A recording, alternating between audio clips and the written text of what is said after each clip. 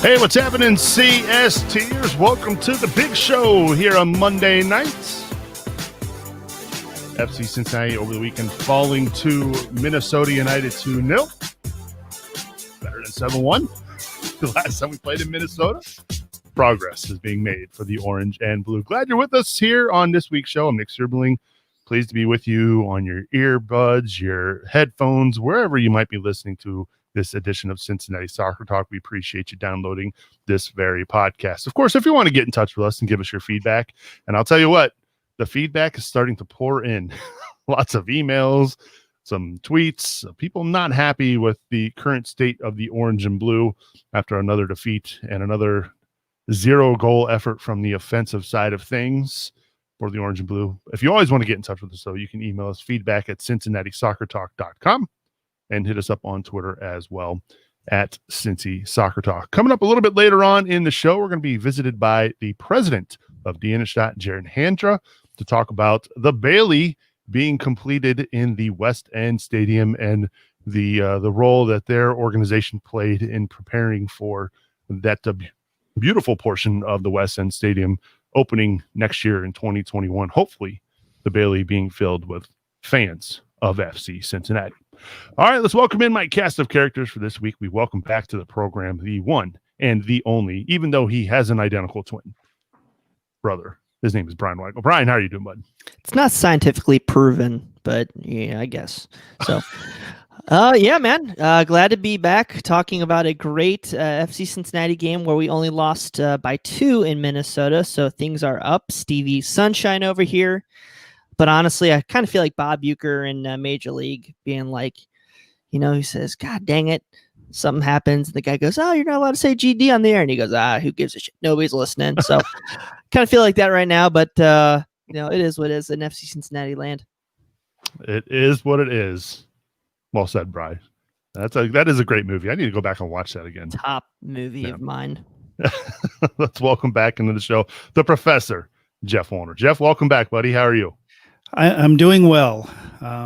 Everton it has me in dreamland right now, but that's helping temper the disappointment a little bit over FC Cincinnati. But as an Everton fan, you learn to never take winning for granted. So I'll enjoy this 2-week international break, and I'll pull up the Premier League table every single day, and I'll look at it and I'll dream because I know that eventually reality will hit. But yeah, having a lot of fun right now. Well, you should enjoy it now while you can, because obviously the soccer here in Cincinnati has not been enjoyable here in 2020.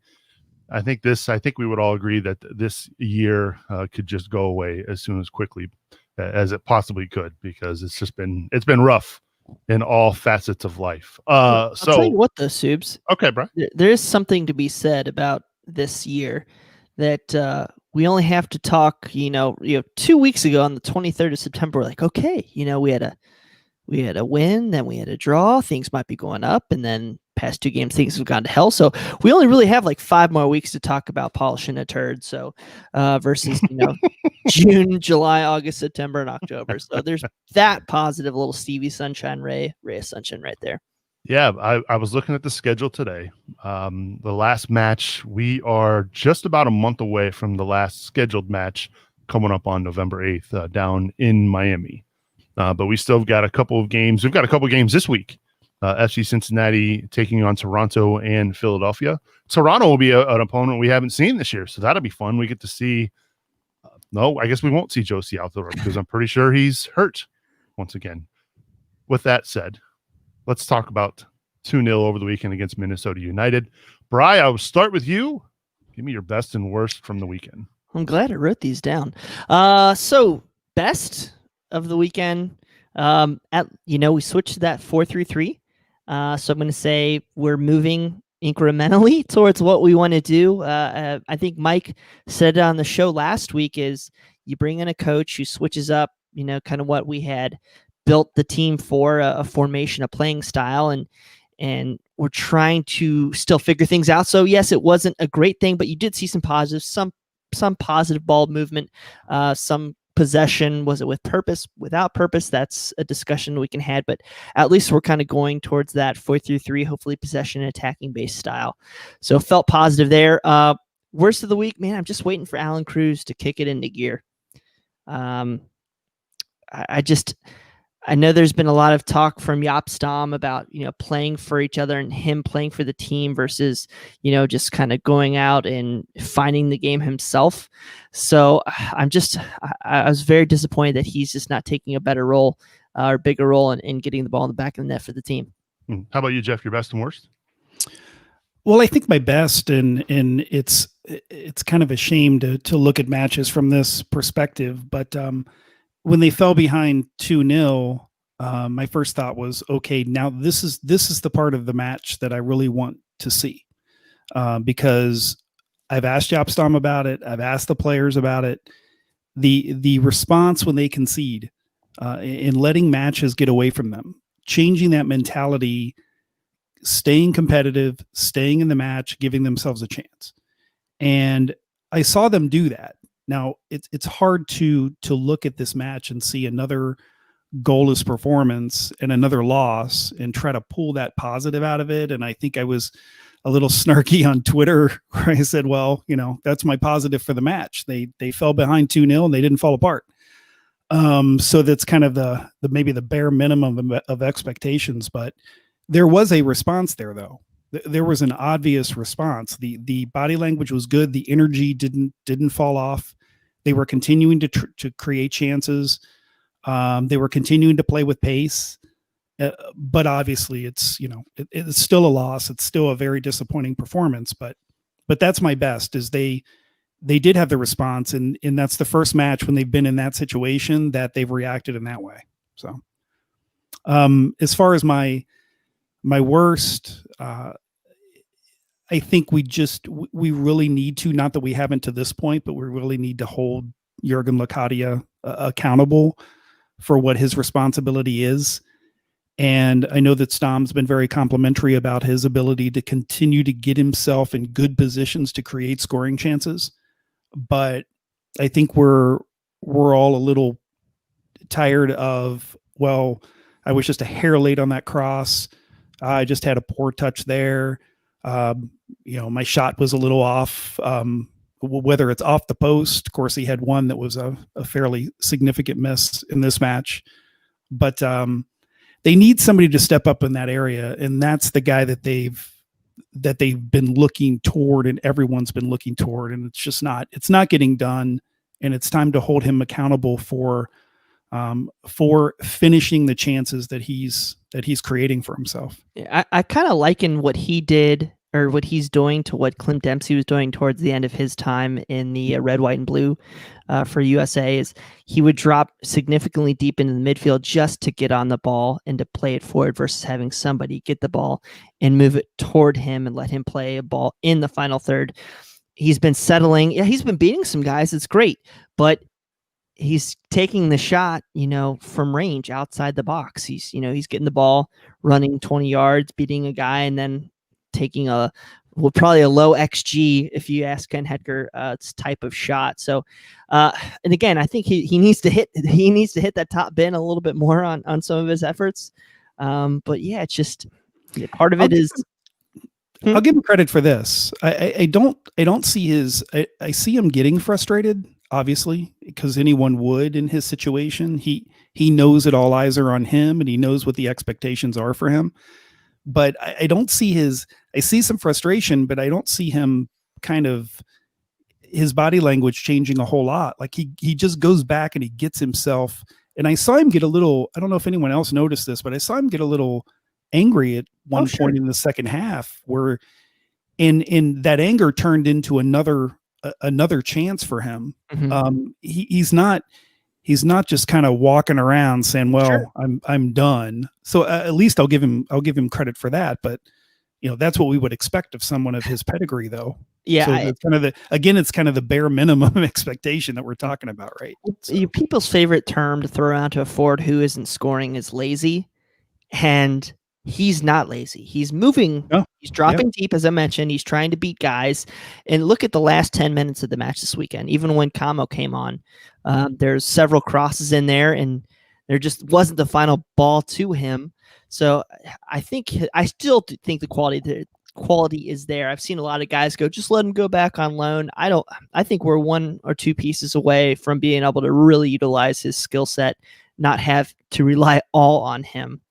I think a lot of fans naturally thought, okay, he's a high money player, so he's going to be like Joseph Martinez and just take over guys. I don't think he's the same type of player as Joseph, but he doesn't have the roster that Joseph Martinez had around him. Yeah, clearly. So we'll see what happens. I think he'll be okay.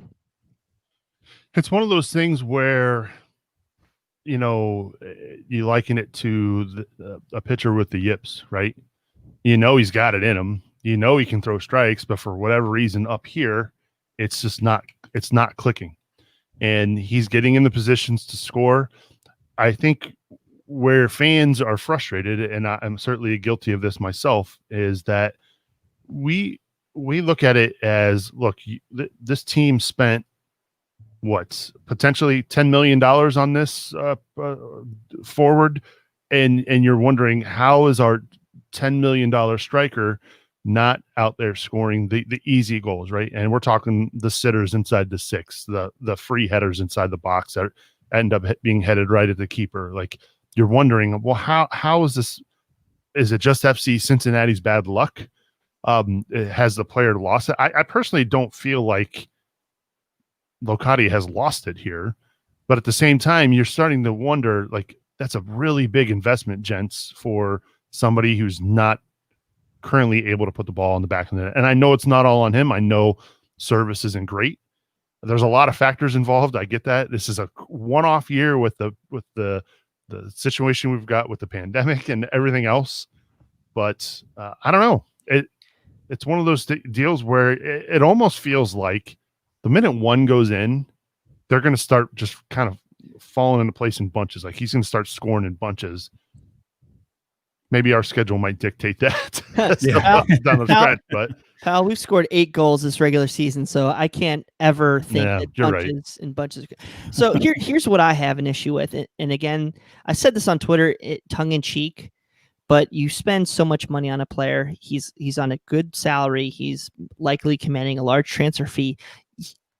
And I know this is a generational type comparison here, but you want him to be like a Zlatan that can just create from nothing. You want him to be a Wayne Rooney guy. And I know Zlatan and Wayne are a different echelon, but 38-year-old Zlatan, I would think, would be comparable to a 26-year-old Jurgen Locadia. I get it. So, I just think there's that disappointment there in the fan base that we thought he might be able to create a little bit more.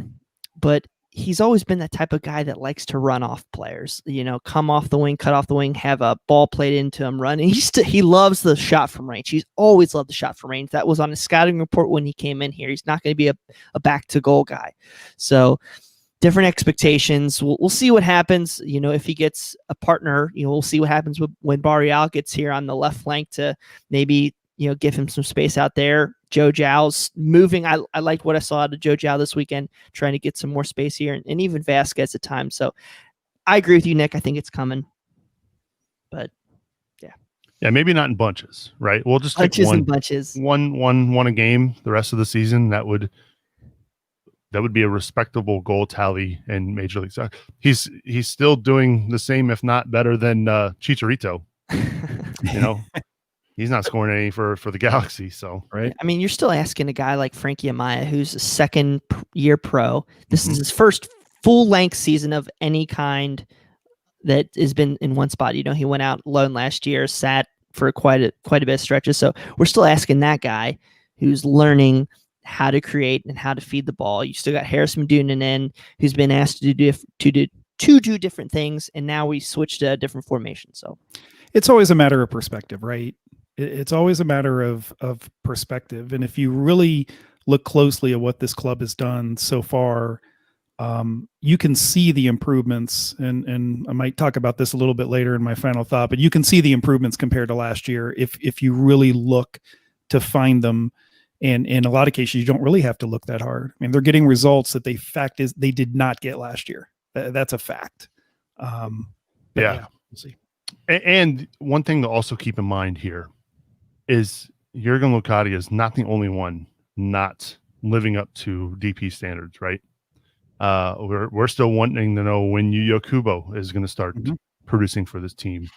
Sim De Jong was a big name that we were all thinking, oh, this is exactly what the FC Cincinnati needed, but it just has not materialized for either one of those two. So Locadia will get the main brunt of it because he's the striker, he's the DP, he's the one charged with scoring all the goals, but he is not the only one certainly having struggles. But of course, we want to hear from you, fans. Get in touch with us, feedback at CincinnatiSoccerTalk.com. Or you can also hit us up on Twitter as well at Cincy Soccer Talk. It's that time of the show where we give a big shout out and thanks to our tremendous supporters. Without the support of our tremendous supporters, things like the live watch-alongs, the ability to have guys like Michael Lahoud on the show would not be possible. So give it up to Tim Bronsel and Tom Rose, Matt Adamczyk, Mike Hudson, Brian Malone, Jamie Smed, Jonas Tom, Jack Emery, Mike Bowman, Kathleen Francis, Matt Imholt, Matthew Long, Joe Coling, Tara Mullins, Riley, Stephen Burke, and Melissa Bingle. Thank you so much for supporting us here at Cincinnati Soccer Talk. To learn more on how you can support the show, head on over to CincinnatiSoccerTalk.com. Well, joining us now on the program, we are really excited to have on. He is El Presidente of Die Innenstadt. He is the one and only Jared Handra. And Jared, is this your first time on the show? This can't be. After how many years? This can't be your first time on the show. No, I think this might be like maybe my third time. It's the first time on video. So this is, I think the last time or the first time I was on the show, I think was like the first or second episode and Brad's that's right. Around a poker table or something. I remember that. Man, that was that long ago. Holy cow. Back then, yeah. Now look at us. We're here with some nice cameras and all fancy. I like it. Yeah. Well, we're glad to have you on the show. The reason we wanted to have you on is to talk about the Bailey and the West End Stadium. And we know that the organization, the club has mentioned that the Bailey was built by the supporters, right? And so I'm curious to know what kind of involvement you and Die Innenstadt has had in preparing and planning next year's Bailey there at the West End Stadium. Yeah, I mean, we've been really thankful and happy to be working alongside the club and the other SGs for the last, I don't know, 2 or 3 years, kind of talking about what we want out of the section, right? What's our wish list in a sense. And so we've been collaborating on this for a long time. I know the SGs got together a couple of years ago. We kind of just made our first list and kind of handed it over and was kind of like, hey, if we can get all of this, we'll be super happy. And thankfully, like most everything on that list we got, and we're really thankful to the team and the club to allow us to get those things. It's a pretty rare opportunity that we get to sit in on this kind of things. You look around the league, and a lot of SGs have had some input on what their section wants to look like, but I feel like we got an extra level of design there. We're looking forward to it. Now, speaking of the Bailey in that list, can you kind of tell us what you guys envision the Bailey to be going into next year? And are we going to still have to turn around and look at that scoreboard again? Yeah, that's the first thing we did, right? We looked at where are we now? What's the issues we run into now? What's what are some of the things we want to improve? And then when we travel away or go abroad, like what do we see elsewhere that we would love to have here, right? I think the top thing on the list obviously was safe standing. We feel like that alone would probably help get some more participation. Obviously the visual, you look at Minnesota and Orlando and the 3252 and LAFC, and like all the scenes come from a safe standing section. And that was really the number one thing on our list. On top of that, just having a place for our drummers and our capo stands on the field, a drum platform. So they're not squished into a couple bleachers. What else? a storage space, obviously it's funny. I got to give a shout out to Brandon Jones, who's been helping us make sure we get a storage space at the stadium, so we're not carrying flags a mile back to Mecklenburg or Ladder 19 or wherever we might be going. So yeah, there's a lot of little things that we're looking to improve. Obviously, we've doubled the size, right? We've doubled the size of the section, so we really want obviously more people to come in, and even just like the awning and the roof with the acoustics. I mean, I think that's going to do a world of good. And those little things I feel like are going to make our section, that much better, and hopefully one of the best in MLS. Obviously, Jared, this is a whole new location, and I was a resident of OTR for several years, and really excited about having the new stadium in the West End and everything it's going to mean to both of those neighborhoods. So I'm kind of excited to ask, what have the discussions been like about how the pregame festivities will kind of lay out? Obviously, you've got Washington Park, and you have just a lot of resources down there for pregame festivities, for the march. How have those discussions been? Yeah, I mean, when we figured out we were going to the West End, we were kind of glutton for choice on where we wanted to go. I think all the SGs have found a good spot, and we'll have kind of an announcement soon. I think we're going to try to do something here collectively. You're going to see a lot more communications kind of come collectively on things like the march, things like TIFOs. So we're still really in the early stages of planning all of that. Obviously, we've got a little bit of time left, but with the pandemic and everything like that, things have kind of shifted and changed. So we're not really comfortable kind of announcing anything yet, but we're looking to have a fan-driven kind of event like what we do in Clifton right now. So we're hoping that nothing will really change there. And yeah, I can't really say a whole lot yet, but there's a lot of stuff in the air, but stay tuned for that.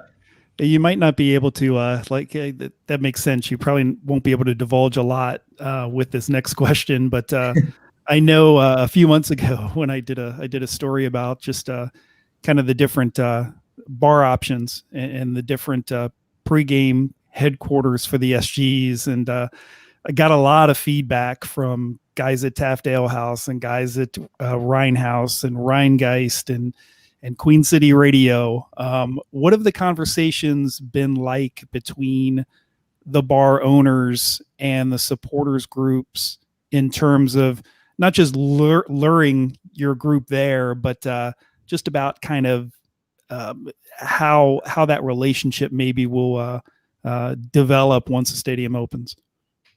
Yeah, like I said before, just being in Cincinnati in general, and being in that area with all the breweries and the bars, like there's so many choices, so many good organizations.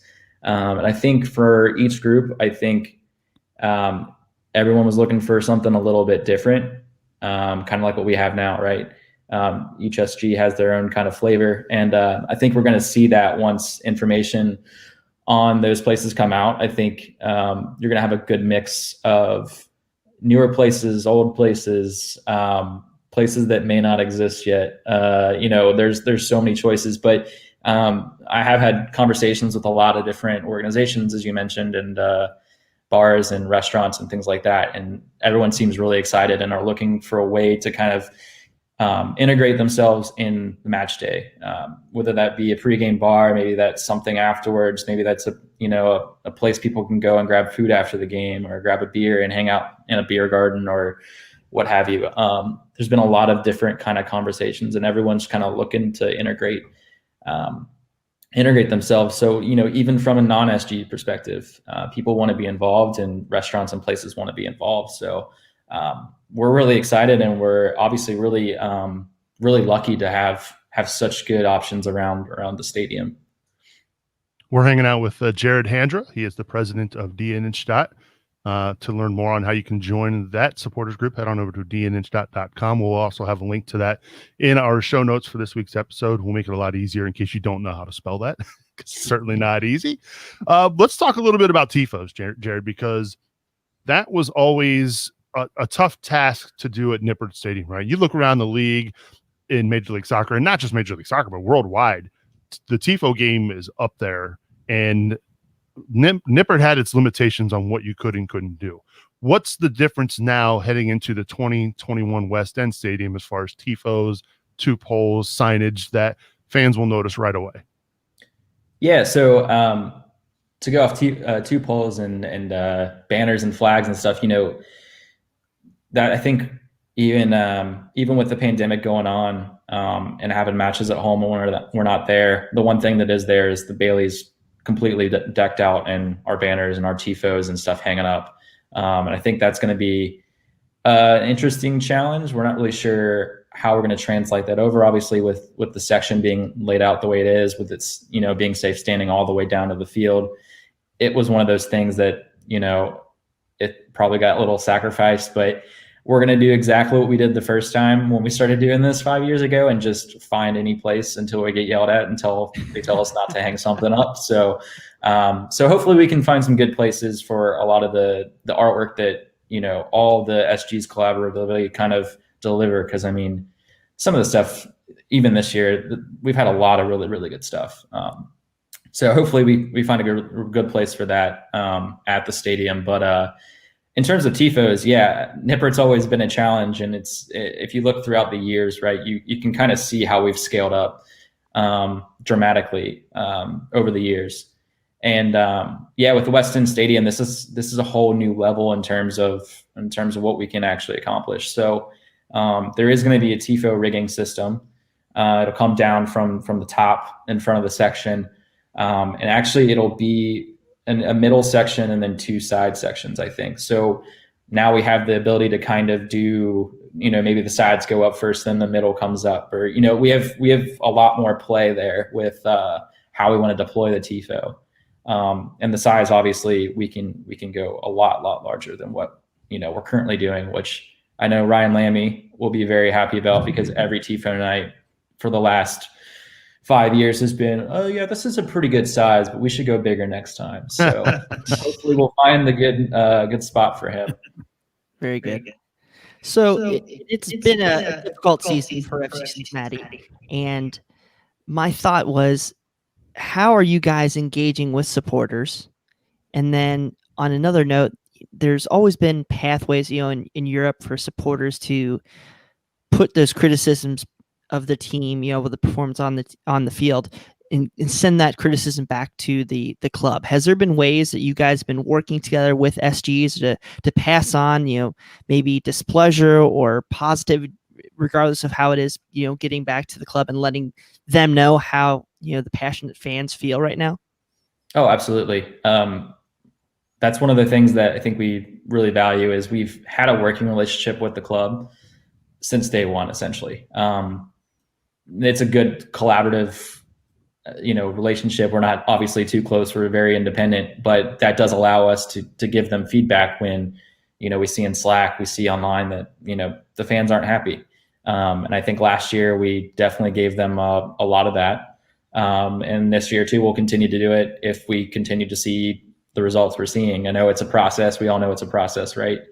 But we do have a unique perspective on what people are feeling, what people are saying about the team. So yeah, it's one of those things where if they have an issue, they can come to us, and if we have an issue, we can go to them, and it's all respectful, and we can talk about it over the table. So we'll continue to do that. I think it's a good thing for both sides to have. In terms of engaging fans, yeah, it's been challenging. I mean, it's been really tough. When we started the lockdown and the pandemic kind of kicked in, at first we were really pushing out a lot of activity and content and things like that. MLS's back was really fun because we had a Zoom call going, and people were eating breakfast, watching the game with us, or having dinner, and we try to do some theme nights. But I think lately we're really just trying to give people space, and if they want to kind of join in, they have the option either on Slack with our game day threads, or we do a Zoom call every once in a while too. So I think it's all about kind of allowing our members to kind of dictate what they want to do, and not kind of trying to push a lot of content or a lot of activity kind of into their face. So it's hard to replicate what we're used to.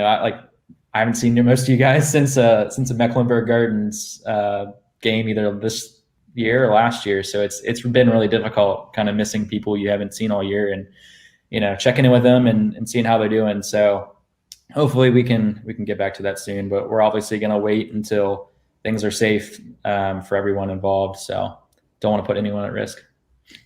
Well said, Jared. I'm really excited to have you on the show, not just for the off the field stuff, which you're doing a great job with the Innenstadt, but I know you're your soccer, you know what you're talking about. This weekend was not a great weekend for our two teams, and we'll just leave it at that. Yeah. We're not going to talk about Sunday at all. No, we're not. But let's talk about Saturday night and what you've seen from the Orange and Blue this year. I'm curious to get your soccer take on how are you feeling as a fan watching them play week in and week out. Yeah, I think I'm a little conflicted. There's some weeks where I feel you're not like alone, by the way. Yeah, I think I do get quite passive aggressive with tweeting sometimes if I'm really frustrated. You may see that, but I've liked a few of those tweets. Yes. Yeah.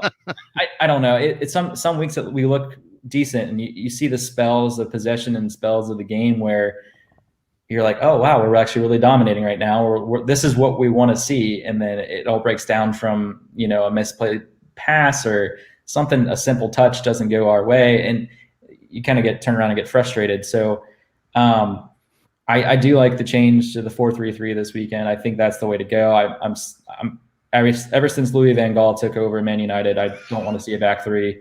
It just terrifies me. So. I did like that change, and I felt we pushed the game further a little bit more.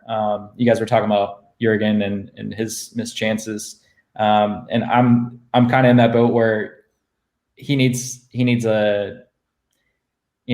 time, I guess, but at the same time, it's time to ask some questions and kind of you got to live up to it a little bit. So I'm kind of conflicted. I see spells where I see what we're building towards, but I just think we're a few players out of that kind of vision. So what players or positions would you look to improve? I think Makocho. If you were Gerard Nijkamp, what would you do?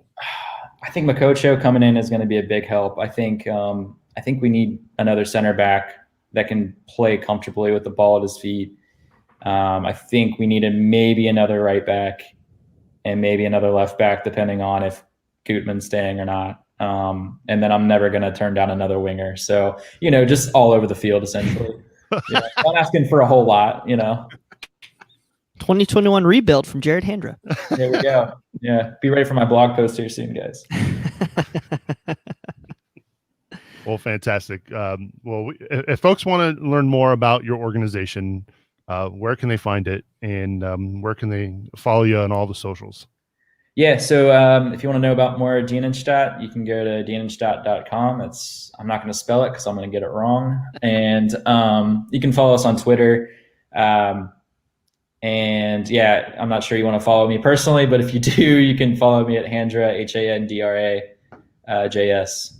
And I will have some snarky tweets after the game probably. So. Good snarky tweets. I'm trying to live up to Brian. I'm not quite there yet. So.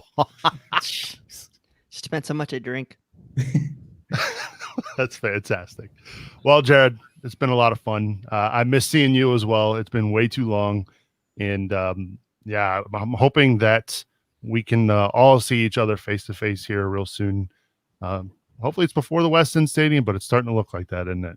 Yeah, it's starting to look that way. But I appreciate you guys letting me come on the show. It's really good seeing you guys, and hope everyone's safe and healthy, and hopefully we'll see each other soon. Absolutely. Appreciate it, buddy. All right. Thanks guys. Jared. See you. That's Jared Handra joining us here. He is the president of Die Innenstadt. So head on over to dieinnenstadt.com to learn more on one of the OG supporters groups. I think it was the second one. First one was the Pride, I believe, and then Die Innenstadt. So I've been a member of Die Innenstadt in the past. It's tough with me being up here to be in a supporters group because I don't get to the matches as much as I would like to. And but I know a lot of our members here at CST, a lot of our staff members are involved in multiple supporters group. So, well, really good work that Dean and Stott has been doing here this offseason. So we're well, not even the absolutely offseason. blessed. I guess it is in season. Yeah. So we're absolutely blessed, by the way, with the leadership of all the major supporters groups. Whether it's guys at the Pride that, wade into a lot of the different, social issues that we have in our city and try to make it more than just the club. And I'm really proud of that as a supporter, that there's so many positive things that are driven by our groups. And, the leadership across the board, whether it be Max or Chris or all those guys, Jared as well. It's truly special. And that even extends into the people in Dayton and New York and all over. So Dallas. Yeah, it's truly incredible. So we're very blessed. And, we love having the guys, whether it's DI or the Pride. What do they call them now? It's I want to call them the Bailey Bastards, but that's not it anymore. Oh. Yeah, so I love it. I do love it. The brigade. I do love it. So it took me a minute too. We're out of practice. Seeing the that Bailey. Every time you see a picture of that, it just looks fantastic. Because one of my big criticisms of Nippert was, and it's just the way the stadium is designed, is that you had your supporters groups kind of sitting up in like a choir loft. I always called it. You're not on the pitch. You're not behind the goalkeeper. You're kind of sitting up, and it was just the strangest environment, because you look at most soccer specific stadiums, and of course it's a wall, and then you come all the way down behind the keeper, and that's just going to be outstanding. And with that large scoreboard up top, it's just going to be a really good feel. And that stadium looks, I think they've talked about it during the design process, but it looks like it's going to be a loud place. You just look at the design and you look at the roof, it just looks like a place that's going to hold the noise.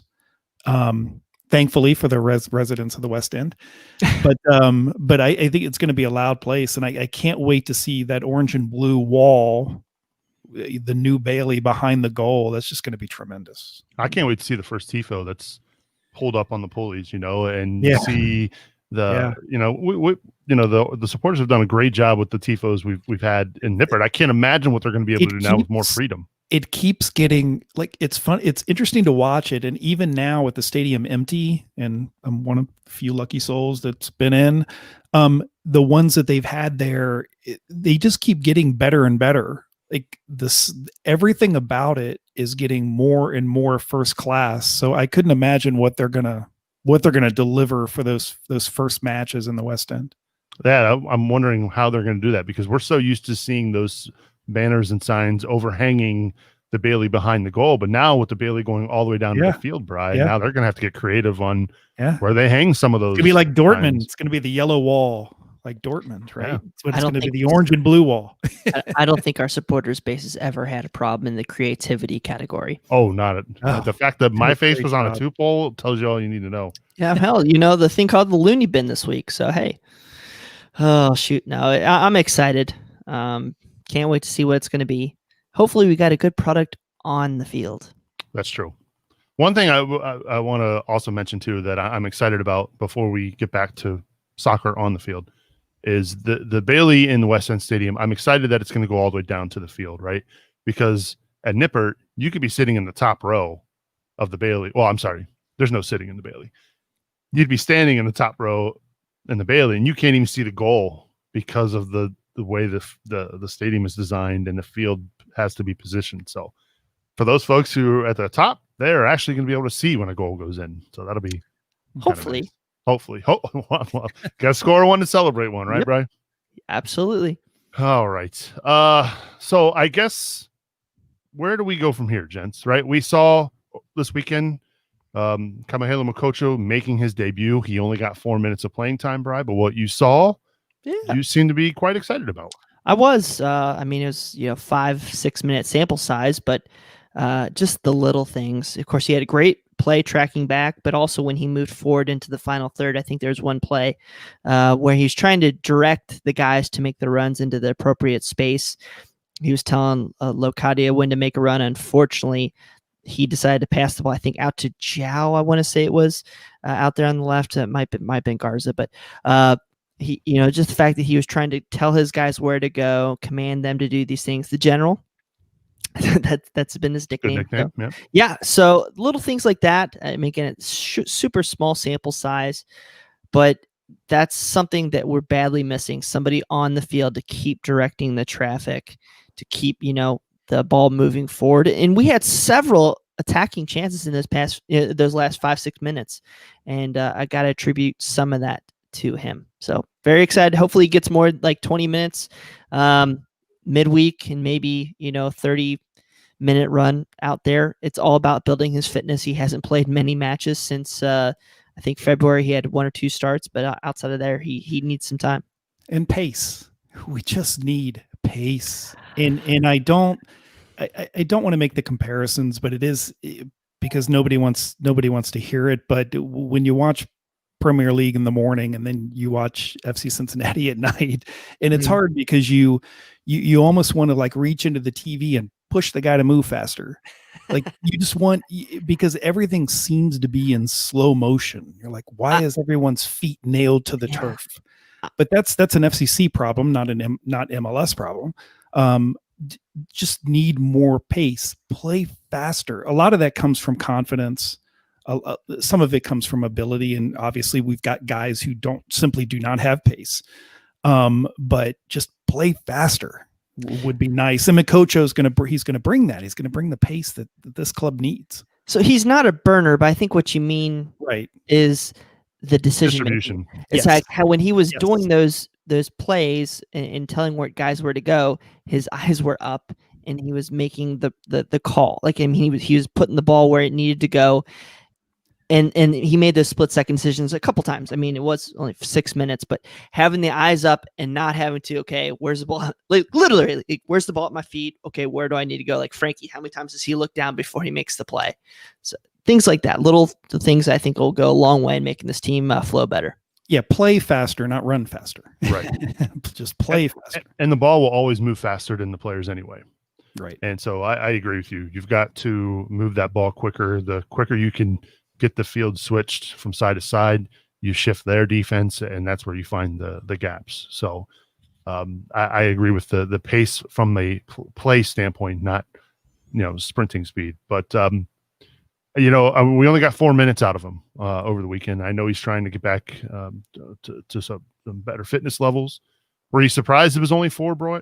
Because I went into this match kind of thinking, maybe we'll get 20 out of him. We had a little informal bet amongst the CSTers. I guess it was really me and just Jacob who made a bet, but I said 18 minutes and he said 20.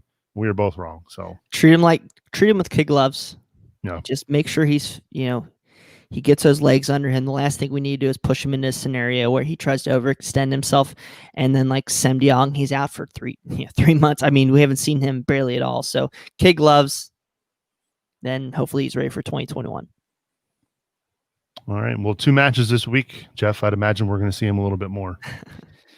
Yeah, I would think so. Stom, made the point going into that match that we obviously weren't going to see him for the full 90. He really downplayed. I wasn't expecting him to play a lot. Stom didn't really sound too positive going into the match about how much he would play, just that he was in the squad.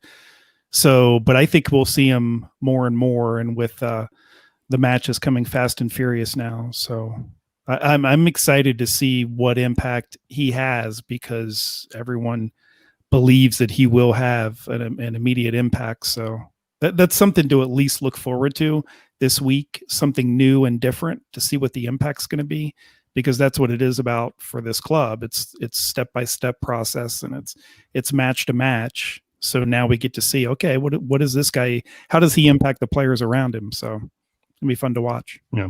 Rupesh in our chat room says, this is a lost season. Don't ruin any of the players for this year.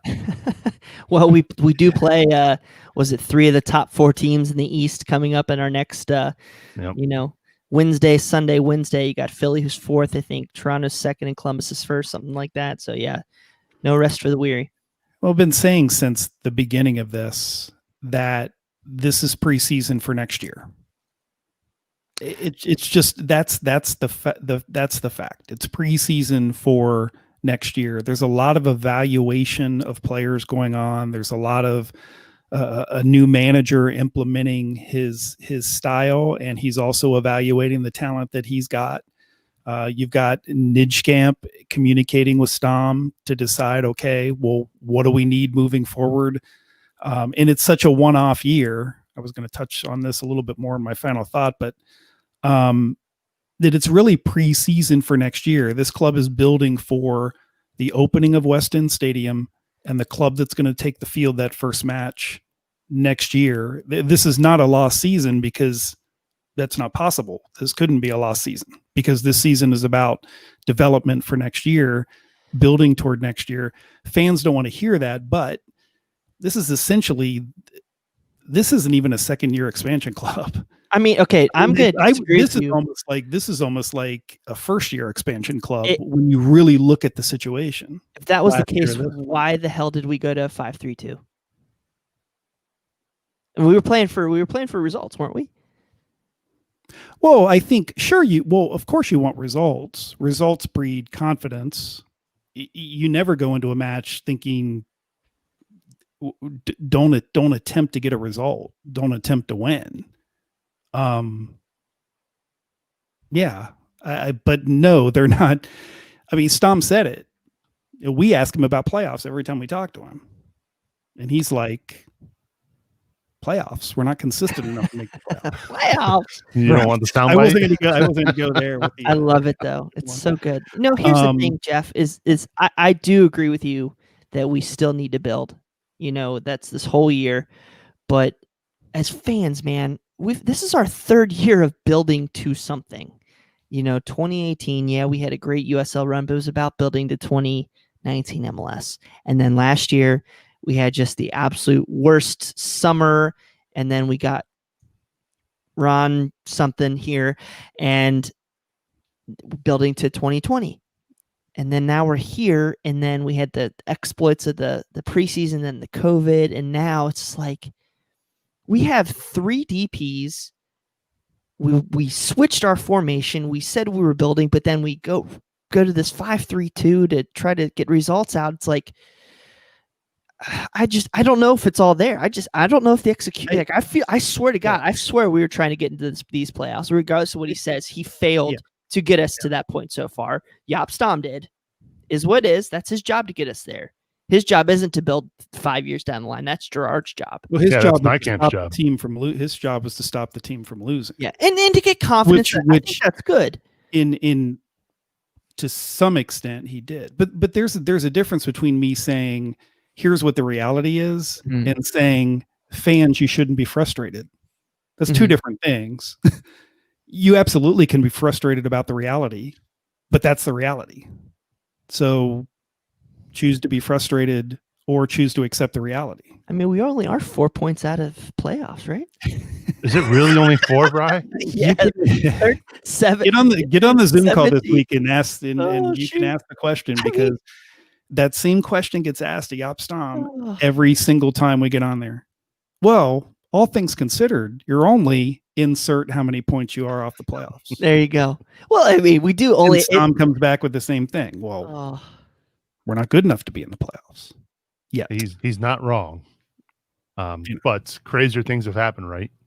I mean, if they're only 4 points out of it now, the next 3 games are not going to help FC Cincinnati's cause. If they can get a result, maybe 2 draws out of the next 3, I think we'd take that, right, Bri?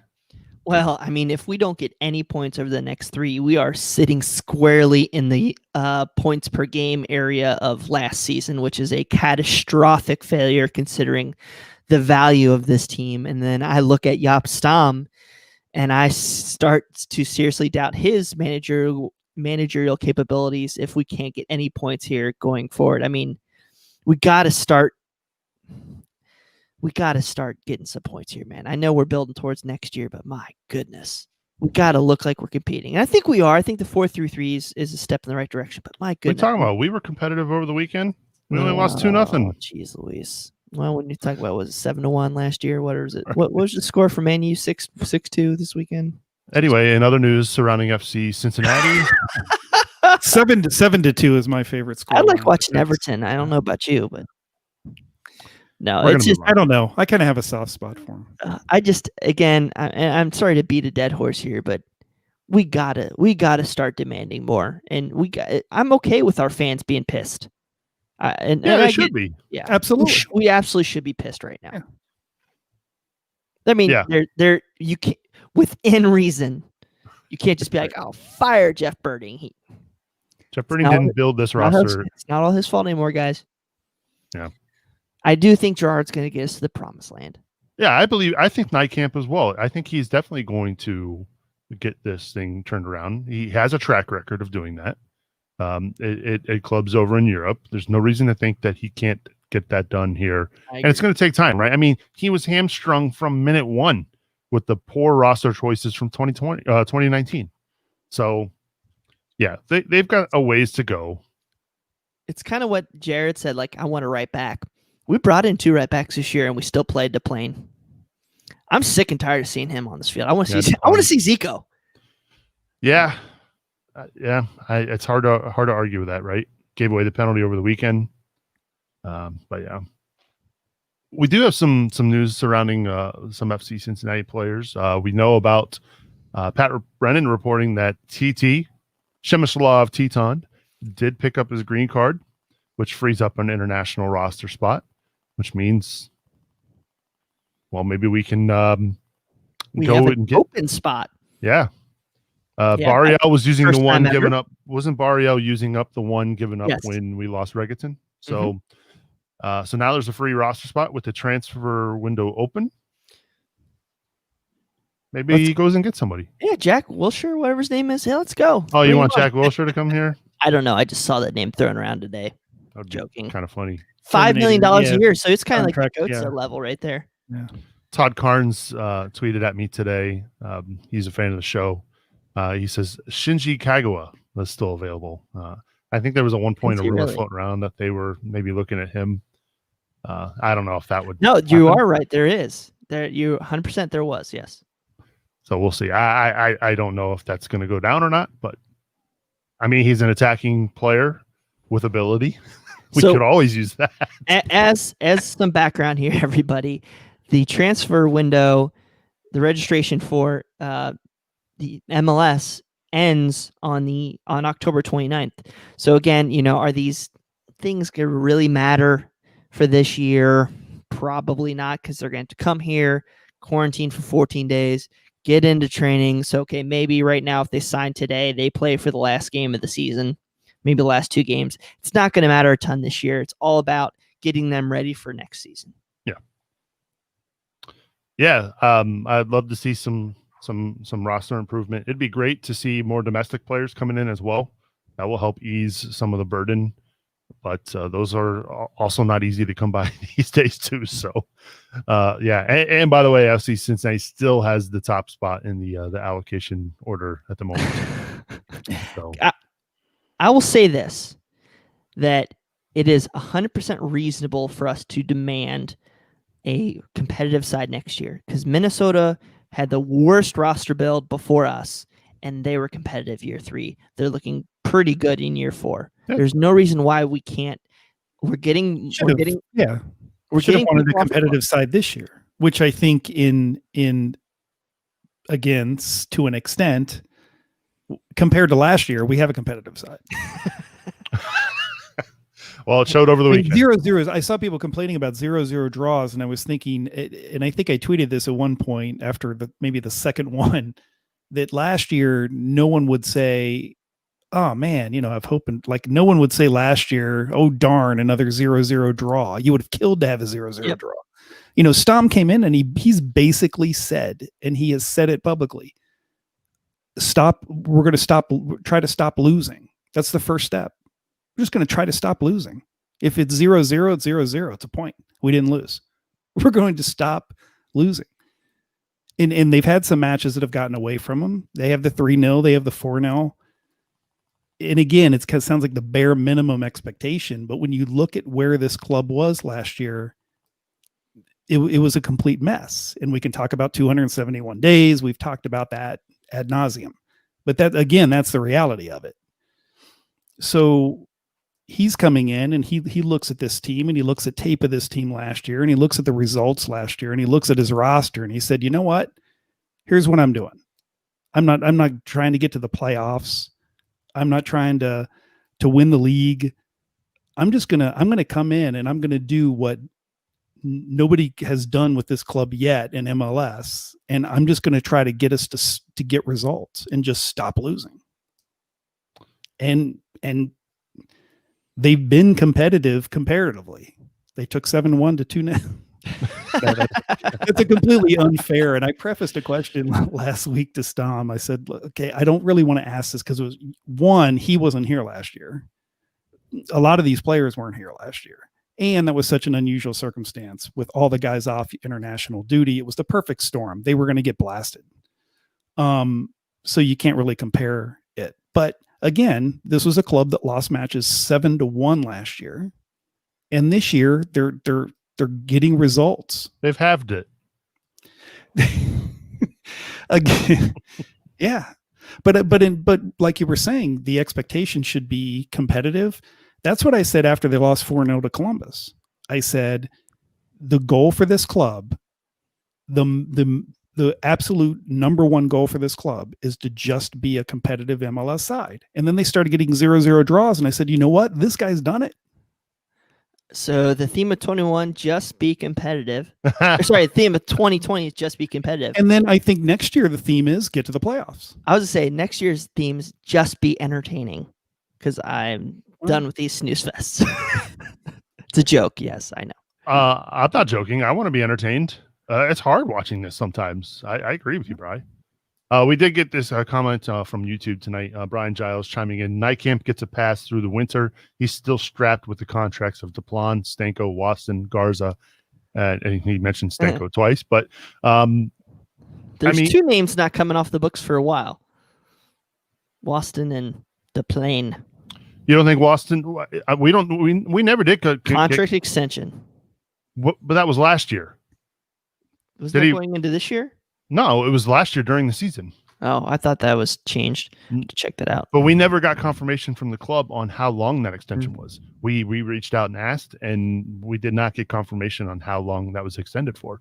So for all we know, this could be it for Waston here in 2020. We just don't know. We know that he signed that contract extension last year. We know that the plan when he signed a 4-year deal. 4-year deal. And that's the unfortunate thing. On their list of issues this year, Waston's not really that high up. It's been okay. But he's not a long-term, solution. I'm just saying that on their list of issues this year, he's not been the primary issue. I agree with that statement. Could they do better at that position? I think they could for sure. Yeah. I think that right back has been an issue this year as well.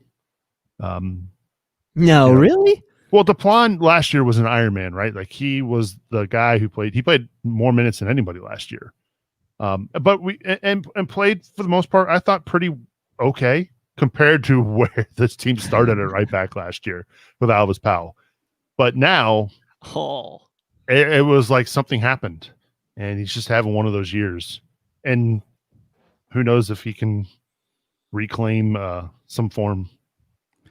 I hate to be critical of Greg Garza just because I think he's a class player who's had a decent career, and I really like him as a professional.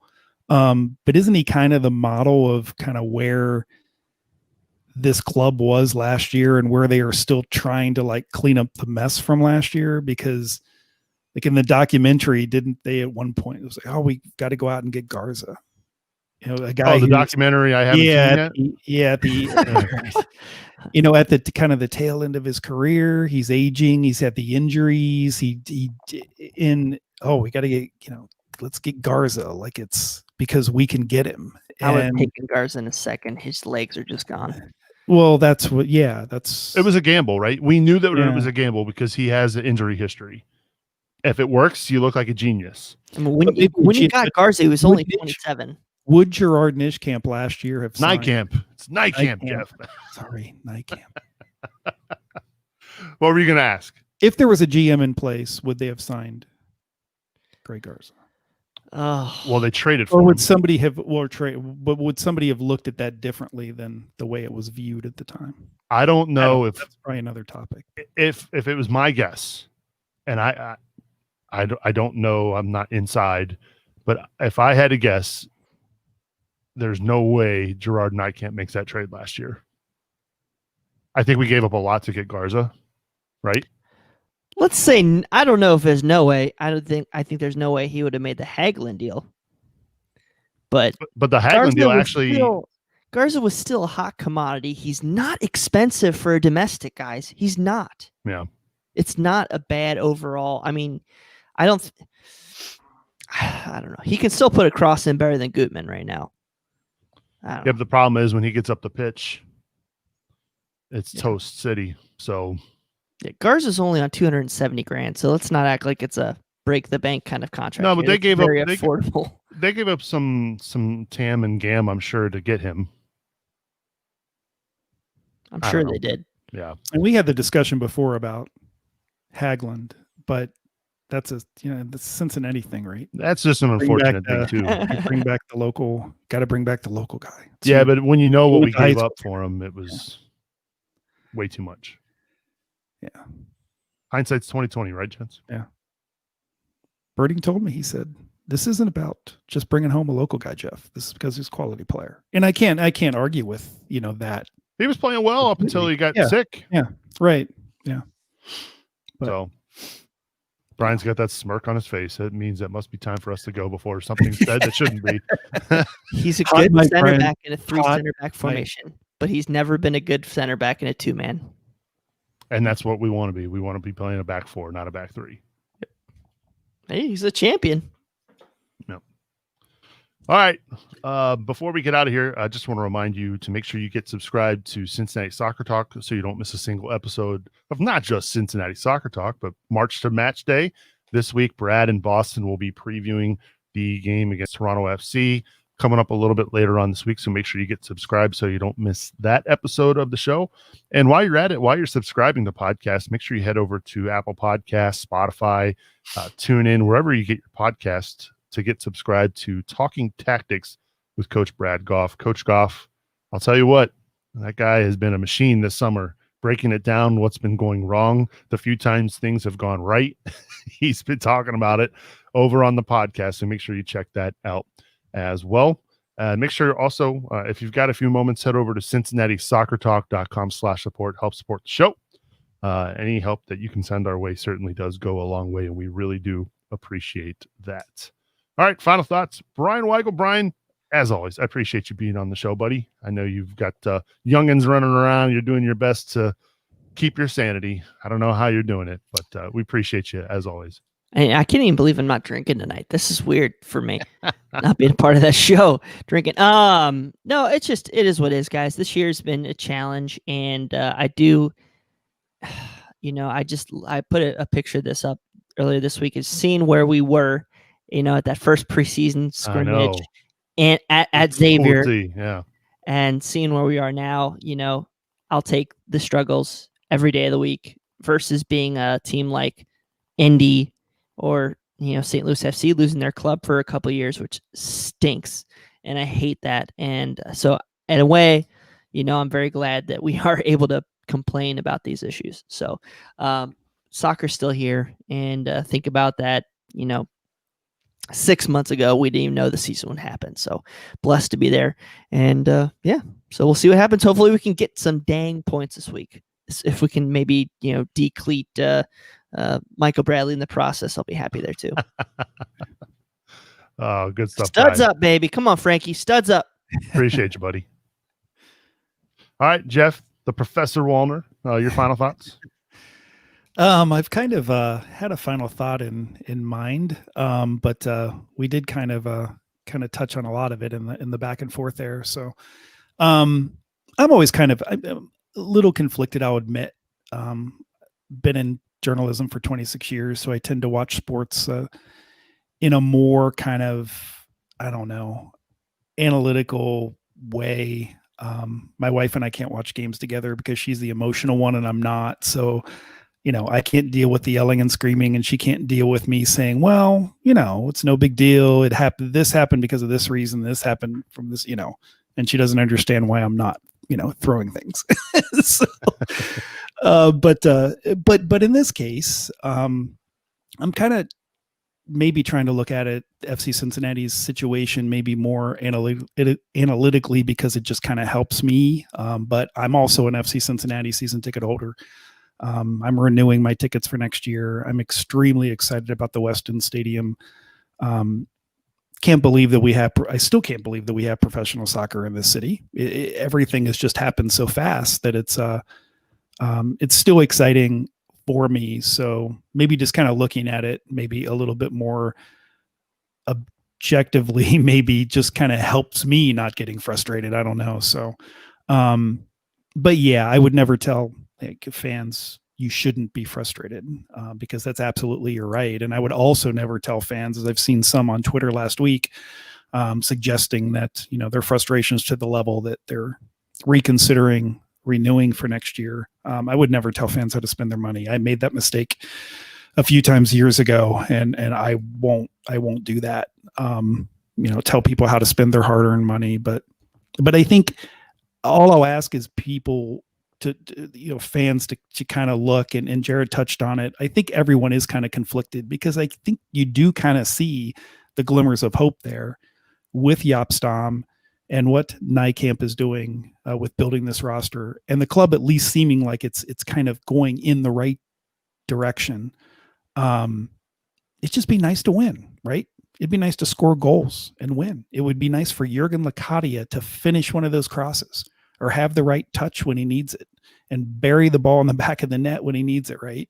And we keep waiting for that. But the first match that happens, I think everyone will then say, you know what? Okay, now I feel a little bit better about where things are headed. So I'm not going to be judgmental and, put on my reporter hat and say, well, fans, you shouldn't be complaining so much. You have every right, and it is frustrating. But yeah, I'm a season ticket holder too. I'm a fan too. Really excited about the West End Stadium. But yeah, I think we're all in the same boat. We just want to win. We want goals. We want wins. Just so we can kind of stop talking about, well, is there progress? And we can say, yeah, okay, there is progress. I see it. So hopefully that'll come over these next few matches. Well said, Jeff. I agree with you there. And as always, we appreciate what you do here at Cincinnati Soccer Talk, buddy. Thank you. It's a pleasure. My final thoughts. I went back a trip down memory lane over the weekend. I had the chance to go to Pittsburgh and watch my children play at Highmark Stadium, home of the Pittsburgh Riverhounds.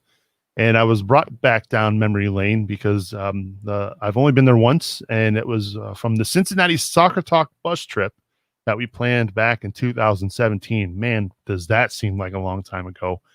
But I just entering in the city and then walking into the stadium, I was just reminded of and seeing the parking lot where we tailgated and made our march from the bus lot to the stadium. Our little mini Bailey there at Highmark Stadium where we sat. I was sitting there again this weekend and just seeing my kids playing on the same pitch as GB Fall and Jimmy McLaughlin and Kenny Walker and Mitch Hildebrand and Corbin Bone. I mean, it was pretty remarkable just to think about that day back in 2017, how freezing cold it was. I remember being on that bus sitting next to Boston, and he spent the entire trip playing his Nintendo Switch, trying to ignore me. But he was a trooper that day, that's for sure. And so it brought back a lot of fun memories of when things were, I want to say, happier amongst the FC Cincinnati fan base. We hadn't encountered that struggle that we've had the last couple of years. So it was still fresh. It was still new. It was still exciting. And people were still, FCC wearing orange and blue, all the time and wanting to talk about it all the time. And, it just made me think back to a time where things were a lot more positive. And hopefully we are getting there soon with this version of the orange and blue. I will say this: Highmark Stadium, for a USL stadium, one of the best stadiums in that league, and a great location. And it's a shame that there can't be any more MLS expansion. I would love to see a Major League Soccer team there in Pittsburgh. I think that'd be great for the region. You've got a natural rivalry with Columbus, Cincinnati, Pittsburgh, Philly. I think it'd be really cool someday. Probably never happen, but who knows? You never know with Major League Soccer. They change the rules all the time, don't they, gents? Dude, you're blasphemous. Pittsburgh stinks. You're Cincinnatian. Pittsburgh's bad. I'm not denying that part. I don't like their teams, but I will say that the area was kind of cool to be in, right? And the stadium being on the river with the beautiful scenery, it is what it is. By the way, my daughter beat the Riverhounds this weekend, so I was very happy about that. Good. PNC Park is beautiful. It is. Beautiful. It is. I've been there as well. So and you can take the ferry across the river, and you could drink on the ferry on your way to the game. It's fun. Yeah, I know, Bri. I should not ever talk about that city. But I was there, and it was just really cool. My wife couldn't. She was like, they played on this field, and my kids. This is their first year playing 11v11, so they can't believe that the soccer we watch on TV is the same size field that they're now playing on, because it looks so much bigger on TV. They can't believe it. They're like, there's no way. I'm telling you, it's the same size field, guys. So they're pretty excited. But enough of my rambling. You got a Roethlisberger shirt under that? Oh my God. No, I have a Joe Burrow jersey hanging right behind his computer right here. You're taking this a little far. He's just telling a nice goodness. story that just happened to be said in Pittsburgh.